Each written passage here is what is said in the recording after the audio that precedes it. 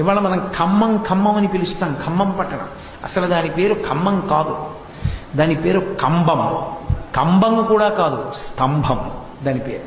ఆ తర్వాత అది వికృతి పేరు అలా అక్కర్లేని మార్పులన్నీ చెంది ఖమ్మం అని పిలవడం అలవాటైపోయి ఇప్పటికీ మీరు అక్కడ చూస్తే దానికి ఖమ్మం మెట్టు అంటూ ఉంటారు.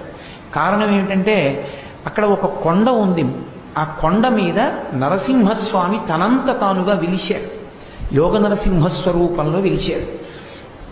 ఇప్పటికీ అక్కడ ఒక చమత్కారం ఉంటుంది. ఎంత గొప్ప కోరిక అయినా సరే అక్కడ అర్చకులు చెప్పిన దీక్ష పాటించి కొబ్బరి బొండం చేతిలో పెట్టి ఇప్పిస్తారు, ఇప్పించి నియమం చెప్తారు. ఆ నియమం పాటించి కొబ్బరి బొండం అక్కడ ముడుపు కడితే నరసింహస్వామి వారి అనుగ్రహంతో తీరుతుంటుంది.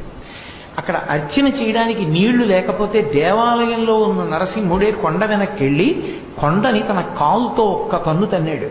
తంతే కొండ బద్దలైపోయి దేవాలయం ఉన్న కొండ ముందుకి, మిగిలిన భాగం వెనక్కి ఒరిగిపోయి ఆ మధ్యలో వచ్చినటువంటి చీలికలో నీటి ప్రవాహం వచ్చి, అలా వచ్చినటువంటి ప్రవాహం ఏదుందో ఆ ప్రవాహంలో ఉన్నటువంటి జలంతోటే ఇప్పటికీ అక్కడ నరసింహస్వామికి అర్చనలన్నీ జరుగుతాయి.